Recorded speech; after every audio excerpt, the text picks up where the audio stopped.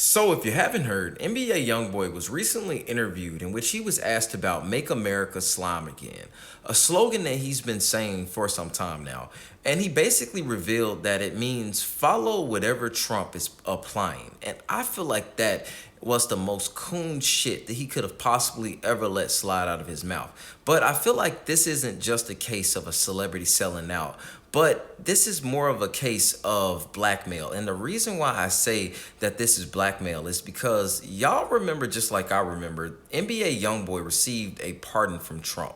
And I feel like whenever you receive something of that magnitude from Trump, it's only a matter of time till you have to repay the favor. And in this case, this is NBA YoungBoy repaying the favor. And I also feel like it goes deeper than just blackmail because at this point, the president is trying to use NBA YoungBoy's fans as some sort of like political token to gain favor in that community because he feels that he needs to push propaganda to get favor from those people, as if those people couldn't see right and wrong, when it's directly in their faces and affecting their everyday lives. And I feel like it's crazy that we have a celebrity, that, could possibly be, leading his, following in a different way. But now he's basically being used to push propaganda on behalf of the president. Like, I feel like all of that shit is crazy to me to see in real time. But I also feel like,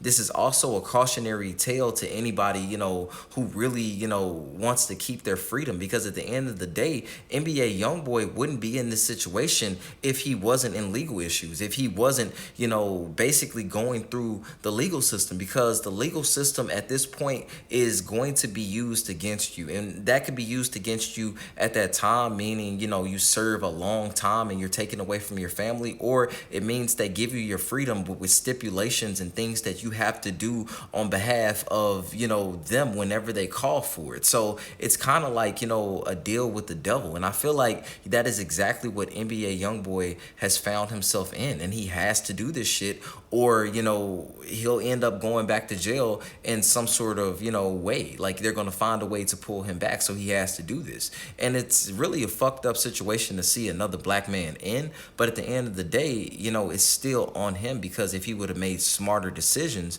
then, he wouldn't be in this situation. Like, and I'm not one of those people that just, say, you should always plan for the long run, because, you never know what's going to happen to you. But I also feel that you should always move accordingly, because at the end of the day, you're moving towards the future and you never know what that holds. So you have to, practice some sort of like self-preservation. But at the end of the day, it's NBA YoungBoy who we're talking about. So none of those concepts would even, really arise. But, it's just wild to see.